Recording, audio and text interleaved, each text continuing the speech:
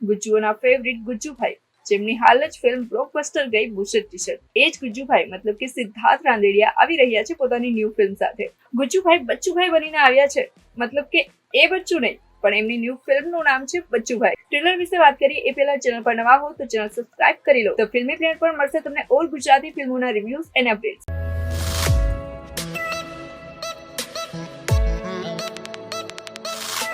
કહેવાય છે કે શીખવાની કોઈ ઉંમર નથી હોતી, તો આપણા ગુજ્જુભાઈ કે બચ્ચુભાઈ જાત્રા કરવાની ઉંમરમાં પોતાનું એડમિશન લેવા કોલેજ પહોંચી જાય છે.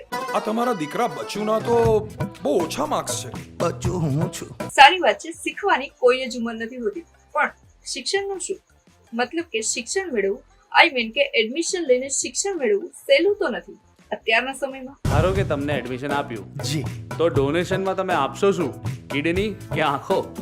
લાફો. પણ સવાલ તમારા મનમાં પણ છે ને કે બચ્ચુભાઈ આ ઉંમરે કોલેજ શું કામ જવા માંગે છે? શા માટે ગ્રેજ્યુએશન કરવા માંગે છે?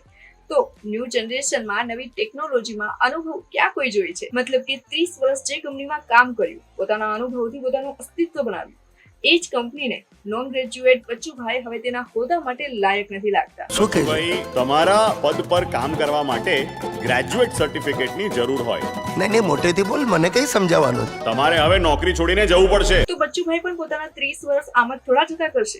બસ રેડી થઈ જાય છે ગ્રેજ્યુએટ થવા. માર્ક્સ અને ડોનેશનના સમયમાં બચ્ચુભાઈને એડમિશન મળશે અને મળી પણ ગયું. ચલો તો ફર્સ્ટ જનરેશન થર્ડ જનરેશન જોડે મેચ આવશે. અલ્યા ડોબાઓ, આ કઈ ભણવાની રીત છે? તમે મારી સાથે આવો, હું પ્રેક્ટિકલ શીખવાડું. અને સેકન્ડ જનરેશન દ્વારા મળતું શિક્ષણ પચાવશે કે કોઈ બીજી ધમાલ થશે, એ તો મૂવી જોઈને જ ખબર પડશે. હાલ તો ટ્રેલર અને ટીઝર જોઈને એટલું તો ચોક્કસ કહીશ કે ફિલ્મમાં કોમેડી ધમાલ સાથે એક તીખો મેસેજ પણ હશે. શિક્ષણ મેળવવાની રીત અને શિક્ષણ આપવાની રીત બંને પર એક ખાસ કરતો સવાલ પણ હશે. ટ્રેલર અને ટીઝર બંને અલગ અલગ સવાલો સાથેના છે. મતલબ કે ટીઝર એજ્યુકેશનના કડવા સવાલ સાથે છે, તો ટ્રેલર પોતાના અસ્તિત્વને, પોતાની આજીવિકાને ટકાવતો સંઘર્ષ. બંને જોતા ગમે એવા છે. અઘરા સમયનો સામનો કરવાની તમને પ્રેક્ટિસ છે અને અઘરા સમયનો સામનો કરવો એ જ એનો નિકાલ છે. ગુજ્જુભાઈના ફેન્સ માટે તો બેક ટુ બેક ગુજ્જુભાઈ જ છે. આઈ એમ જોરાવરસી ઝાલા, સબકો ઝુકાએગા સાલા. કોન્સેપ્ટ તગડો છે, એમાં ના નહીં, અને મ્યુઝિક પણ સારું છે. મૂવી ડાયરેક્ટ કરી છે રાહુલ ભોલે અને વિનીત કનોજીએ, જેમણે વિકીડાનો વરઘોડો અને રેવા જેવી સારી ફિલ્મો પણ આપી છે. બચ્ચુભાઈ 21 જુલાઈના રિલીઝ થવાની છે, પણ હાલ તો ટ્રેલર જોયું કે નહીં, અને જોયું તો કેવો લાગ્યો ગુજ્જુભાઈનો બચ્ચુભાઈ વાળો અવતાર? કમેન્ટ કરજો. અને વિડીયોને લાઈક અને શેર કરો છો કે નહીં? તમારું એક લાઈક મને આવા જ વિડીયો બનાવવા પ્રેરિત કરે છે. મળીએ નેક્સ્ટ વિડીયોમાં. Bye bye.